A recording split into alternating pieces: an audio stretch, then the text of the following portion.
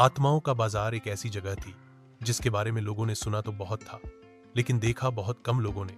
और जो देख आया वो कभी पहले जैसा नहीं रहा।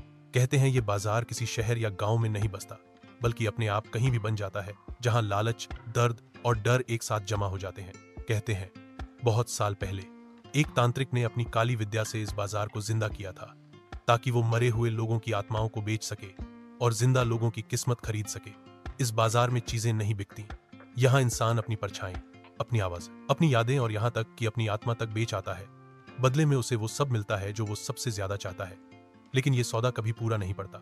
गांव के बाहर एक पुराना कुआं था, जिसके पास कहते हैं रात के तीसरे पहर ये आत्माओं का बाजार सजता था। एक बार गांव के 3 लड़कों को पता चला कि अगर कोई इस बाजार से कुछ मांग ले तो उसकी किस्मत बदल जाती है। तीनों की गरीबी और दुख ने उन्हें मजबूर कर दिया कि वो उस कुएं के पास रात को जाएं। अमावस की रात थी, आसमान में बादल थे और हवाओं में सन्नाटा। तीनों ने जैसे ही कुएं के पास कदम रखा, अचानक वहां धुंध सी फैल गई और हवा में टिमटिमाती दियों की कतारें दिखने लगी। उन दियों के बीच में काले कपड़ों में कुछ लोग बैठे थे, जिनकी आंखें तो थीं लेकिन पलकें नहीं थी।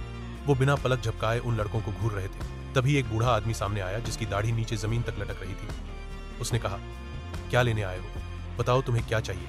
तीनों डर तो गए, लेकिन हिम्मत करके बोले, हमें पैसा, जमीन और इज्जत चाहिए। बूढ़ा हंसा और बोला, यहां सब मिलेगा, लेकिन कुछ देना पड़ेगा। पहला लड़का बोला, क्या देना होगा?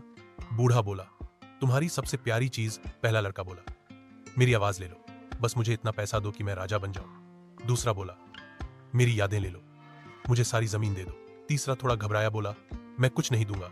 बूढ़ा बोला, जो बाजार आता है वो खाली हाथ नहीं लौटता, या तो खरीद या बिक। तीसरा लड़का पीछे हटने लगा। तभी दियों की रोशनी तेज हो गई और चारों तरफ से सैकड़ों अधूरी आत्माएं निकली। किसी के हाथ नहीं थे, किसी की आंख नहीं थी। सब उसी बाजार में कभी कुछ बेच चुके थे। वो तीसरे लड़के को घसीटकर कुएं के पास ले गए। बूढ़ा बोला, डर गया? चलो तुम्हारी परछाई ही ले लेता हूं। उसने एक काले कटोरे में पानी भरा और लड़के को उसमें झांकने को कहा। जैसे ही उसने झांका, उसकी परछाई पानी में उतर गई और कटोरे में काली हो गई। लड़का बेहोश होकर गिर गया।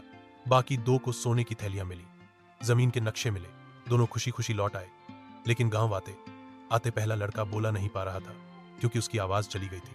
दूसरा लड़का अपनी मां को पहचान नहीं पा रहा था, क्योंकि उसकी यादें बिक चुकी थी। तीसरा लड़का जब होश में आया तो उसकी परछाई गायब थी। वो दिन में धूप में खड़ा होता, लेकिन उसकी कोई छाया नहीं बनती। लोग उसे भूत समझकर डरने लगे। तीनों ने कुछ दिन खूब पैसा उड़ाया, लेकिन बहुत जल्द लोग उनसे डरने लगे। कोई पास नहीं आता। पहला लड़का अपनी आवाज वापस चाहता था, लेकिन वो बूढ़ा तांत्रिक दोबारा कभी नहीं मिला।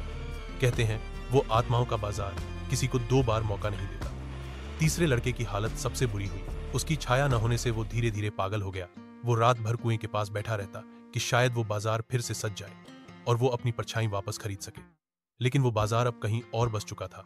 गांव वाले कहते हैं कभी कभी वो कुआं आज भी रात में जल उठता है और दियों के बीच वही बूढ़ा तांत्रिक बैठा दिखाई देता है, जो आने वालों से पूछता है, क्या लोगे, क्या दोगे?